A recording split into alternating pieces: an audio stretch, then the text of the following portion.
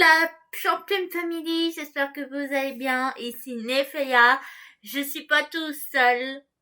Je suis accompagnée d'un monsieur qui est presque guéri. Presque. Salut à vous la Champion Family, j'espère que vous allez bien de votre côté.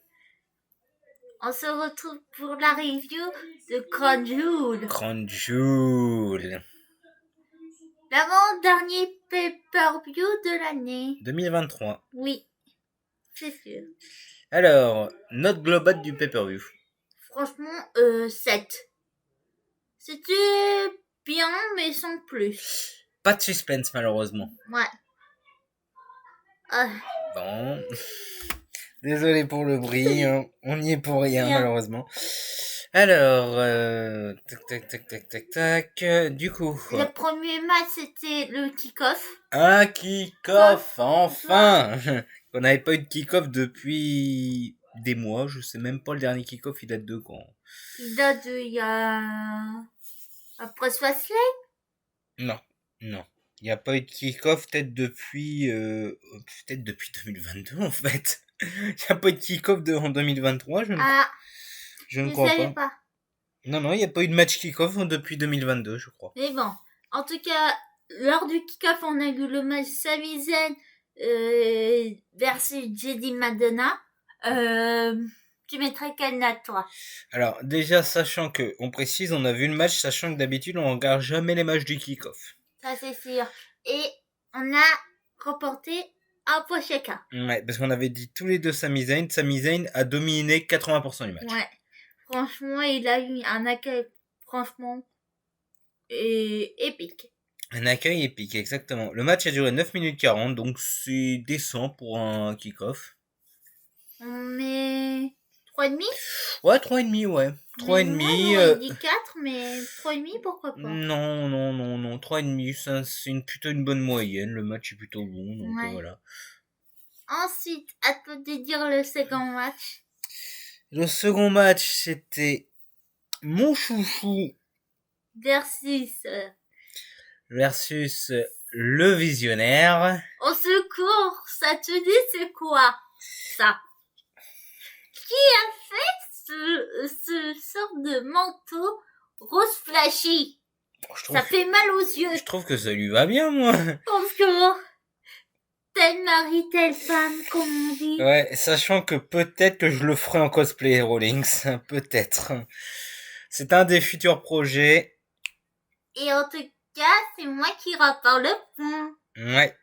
Parce que Rawlings a conservé le titre, mais j'aurais pu avoir le point j'aurais pu avoir un demi-point s'il y avait le truc qui allait se passer.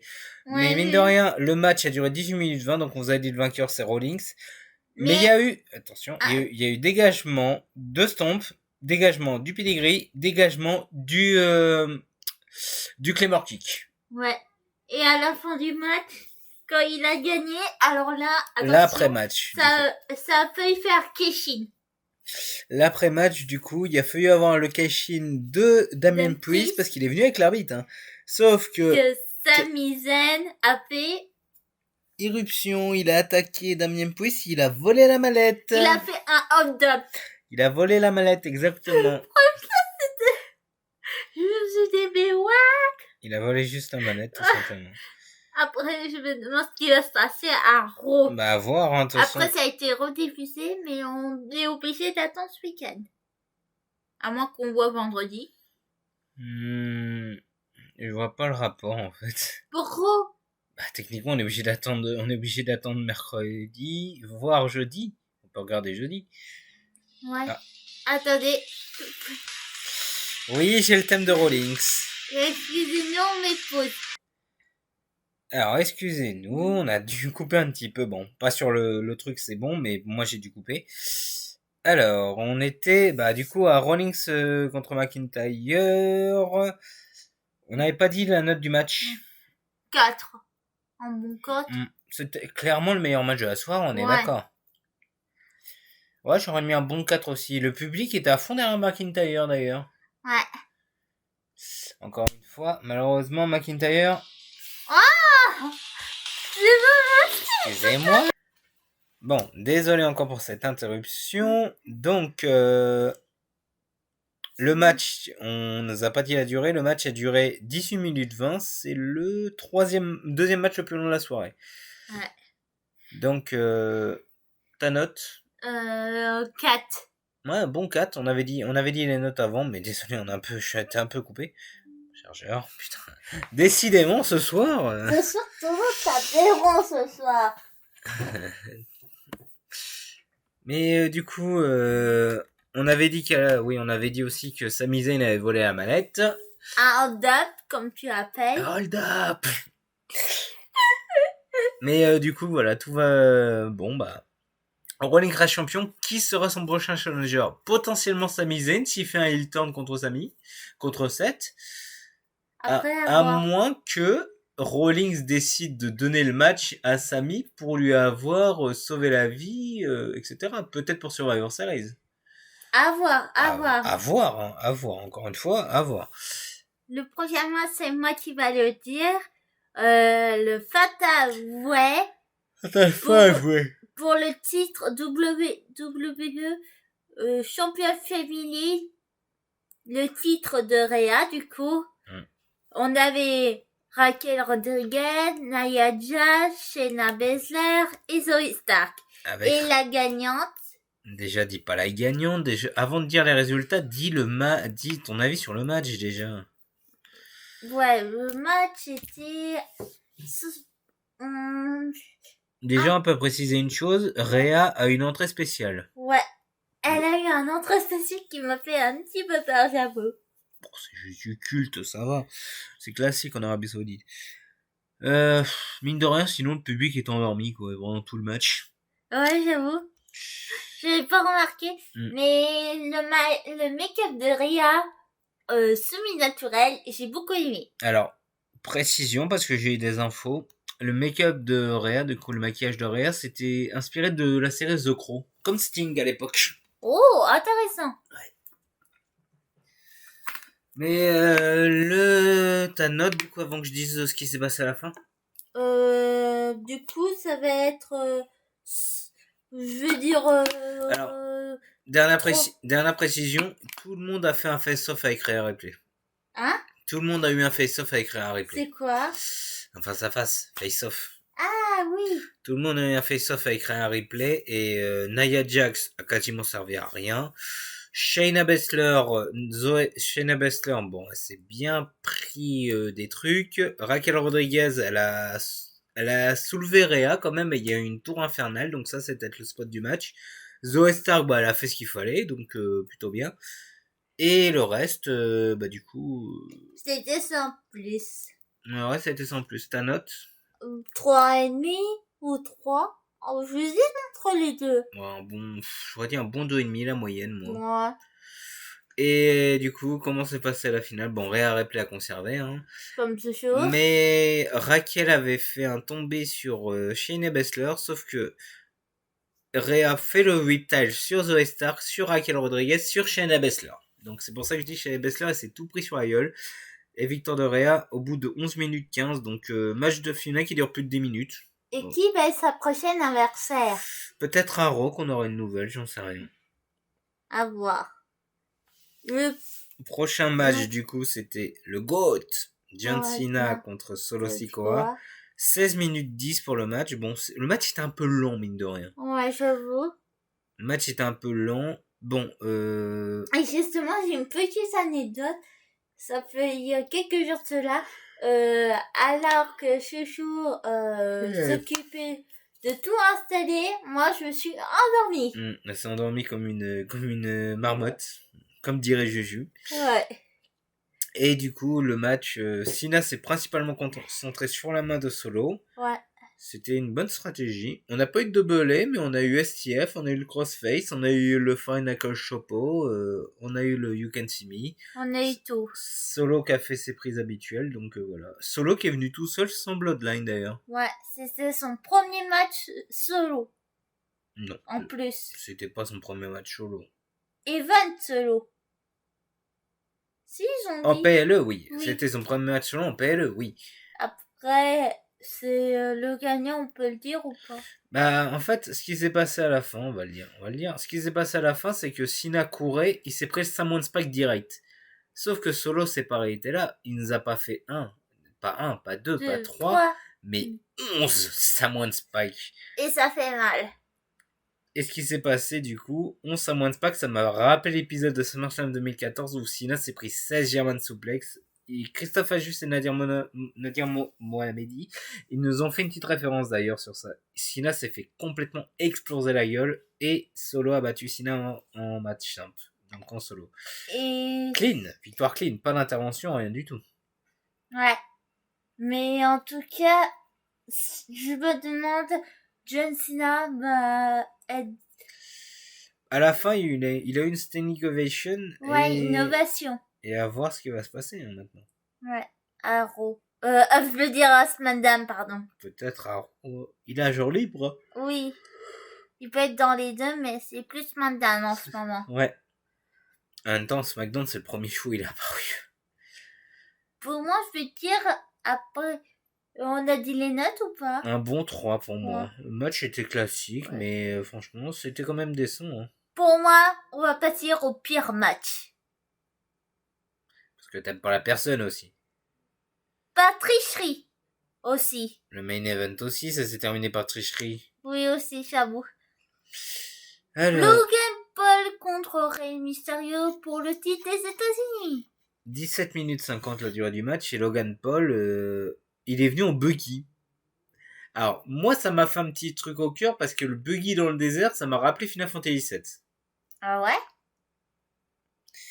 Mais mine de rien, Logan Paul qui vient en buggy, bon, Mysterio, tout ça. Par contre, Logan Paul s'est complètement foutu de sa gueule à la fin du match, mais j'en reparlerai. Mine de rien, Logan Paul nous a fait une belle prestation. Ouais. Il est pas mauvais dans le ring, mine de rien. Même si on ne peut pas aimer si on n'aime pas la personne, on peut qu'apprécier ses capacités athlétiques. Hein. C'est sûr. Seulement le 8e match hein, qu'il fait à la WWE. Et... 2 secondes. D'accord. 2 secondes. Il y a eu un petit truc aussi qui s'est passé. Logan Paul a sauvé la vie de Mysterio pendant le match. Ah bon? Au moment où Mysterio allait faire sa prise, sa tête, elle a l'air tombée sur le sol, la nuque, tout ça. Et du coup, il a réussi à le choper en même temps. Donc, Logan Paul est aussi très prévoyant comme s'il était un professionnel. Alors que c'est quand même son 8e match en 2 ans. Ça, c'est sûr. Non, attends, 2 ans ou non? Non, 2 ans, parce que WrestleMania 38, non, WrestleMania 38. Non, 38, WrestleMania 38. WrestleMania 38, 2 ans du coup. Ça fait 2 ans, 1 an et demi qui combat Logan Paul, et franchement, il s'en sort très bien au niveau athlétique. Hein. Ouais. Et à un moment... À la fin du match... Vers la fin du match, à un moment, il y a eu l'un de ces... On sait pas qui c'est. Le gars, on sait pas qui c'est, en fait. Qui est venu aider Logan Paul à mettre le coup... Point américain. Le point américain, mais... Ça fonctionne pas. Pas normal, ça. Je vais essayer. Okay. Mais il y a Santos Escobar. Escobar qui est venu, mais qui a foutu la défaite à Mysterio parce que est-ce que ça tisse pas un heel turn? Là la question, parce que pour vous expliquer la situation, Santos il a réussi à ramasser le point américain, sauf qu'il part à la poursuite du mec. Il a posé le point américain sur le ring. Donc, quelle a aussi. Est-ce que c'était prévu dans le scénario? Donc, est-ce que ça tisse pas un heel turn, etc. À voir. À voir. Moi, je veux donner la note. Bah, mine de rien, je pense même sans le point américain, Logan Paul aurait pu gagner, je pense. Ouais. Et après le match, quand Logan Paul devient champion, il lui a dit oui, je t'aime, t'as toujours été une bonne légende, etc., etc. Et Mysterio qui lui balance, je sais ce que t'as fait, je sais ce que t'as fait. Ça tisse la revanche à SmackDown, je pense. Après. Sans disqualification, voire en cage ou un truc comme ça pour pas d'intervention, j'en sais rien, mais voilà. Après à voir. À voir. Mais en tout cas, je donne la note de 2,5. Ouais, moi je m'aurais mis un bon 3 parce que le public était quand même assez investi. Hein. Ouais, ça va. Parce Logan Paul était hué. Hein. Je peux dire le match là? Oui, vas-y, dis-le. Le match Io Sky contre Bianca Belair pour le titre féminin de la WWE.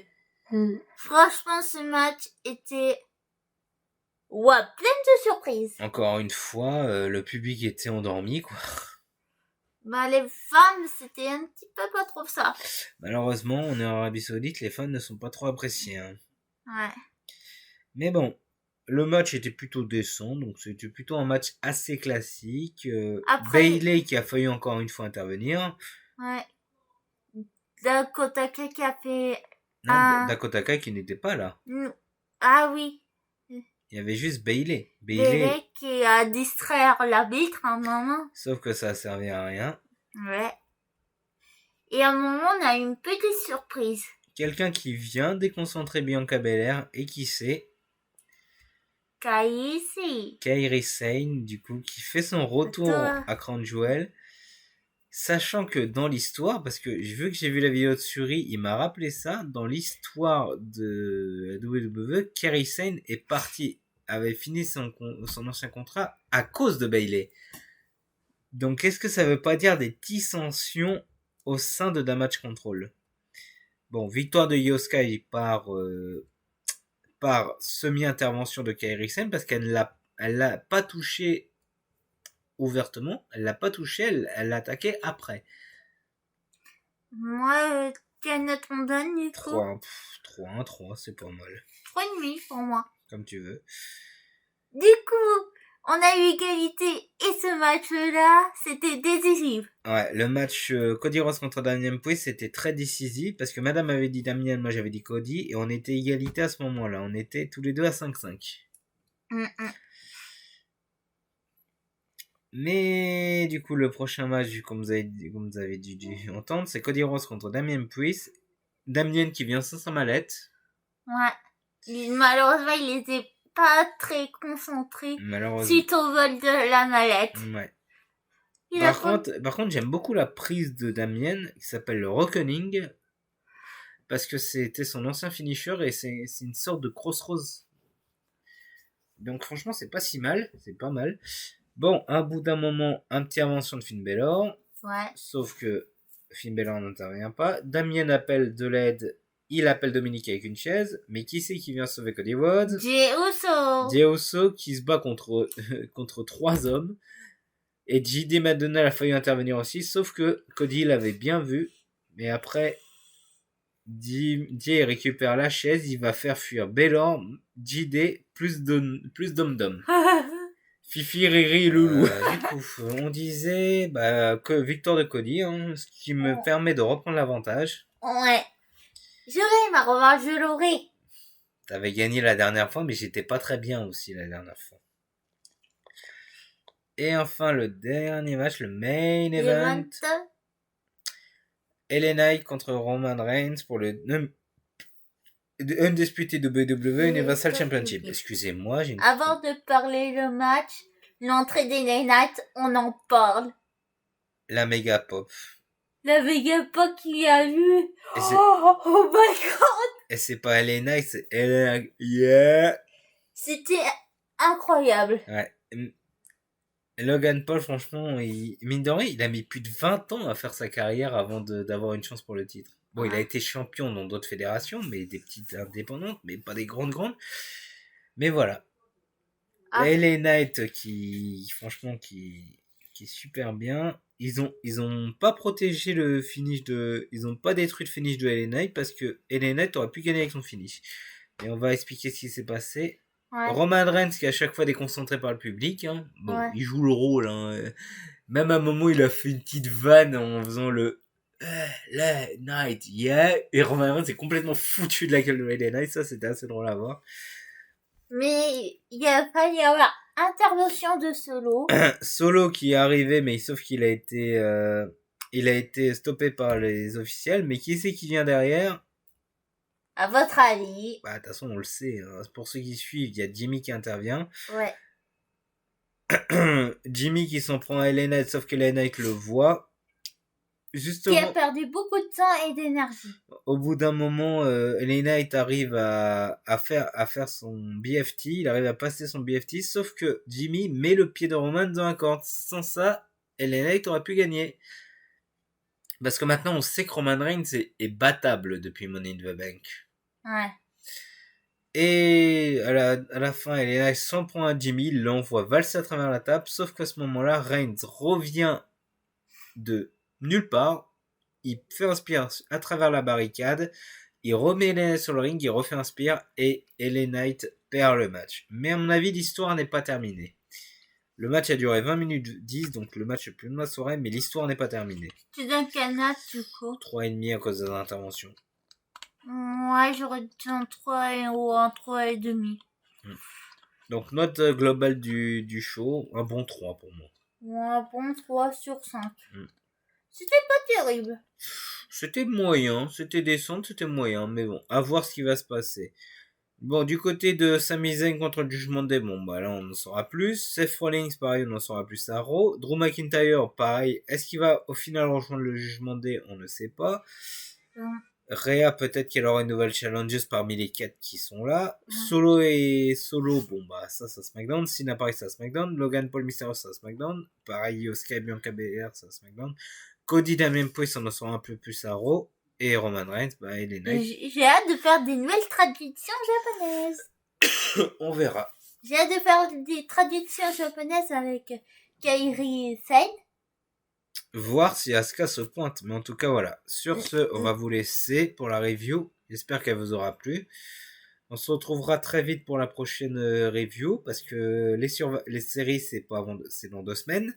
Et après, bah, ça va passer vite. Ce sera le dernier pay-per-view de l'année, quoi. On l'a dit au début de la vidéo. Ouais. Et du coup, bah, après, à voir ce qui va se passer.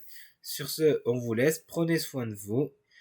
N'hésitez pas à me dire votre avis du Crown Jewel dans les commentaires. En tout cas, moi, je vous dis à très bientôt. Salut. Et soyez toujours fiers d'être passionnés. Salut à tous.